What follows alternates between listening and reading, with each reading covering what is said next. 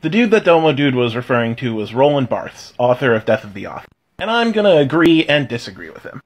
Death of the Author should not be used to shut down arguments and different readings. The whole point of literary analysis is that we are all going to have different readings, and comparing and contrasting those readings is part of the study. Oddly enough, this was one of the first reasons for the concept of Death of the Author. It has been used very often to say that someone who produces a work is not the final word on that work. So here's a good example. J.K. Rowling says that none of her works are transphobic. The trans community has found many transphobic elements all throughout her works. Now, without the concept of Death of the Author, we would just have to listen to Rowling and say, okay, well, she did not mean for them to be transphobic, so I guess they're not. But Roland Barthes says that a reading is incomplete until someone actually reads a text.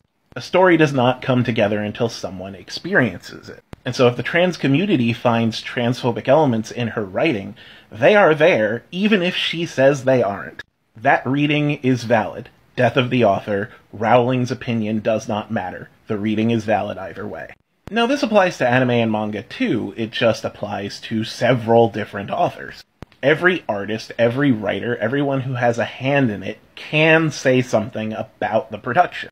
And we should take their opinions, we should take their points of view, we should take their inspirations into account when doing our reading. But again, the people who create the work of art are not the final word on the work of art.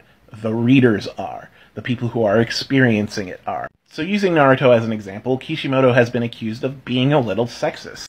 There are limited fights that female ninjas were able to get into during Naruto's early years. And Kishimoto says in interviews that the female ninja are physically weaker than the male ninja. He specifically said that Sakura represented human weakness because she was weaker than all the other male ninja. That is a little fucked up.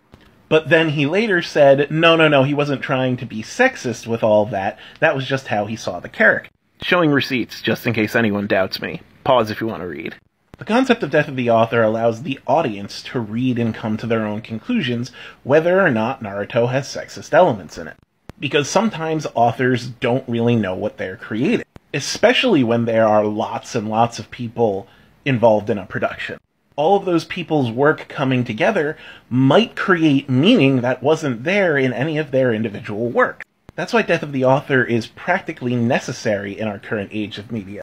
Because in the end, we have to make the meaning. There is no author that we can look to specifically tell us what something means. And in my opinion, I think that's a good thing.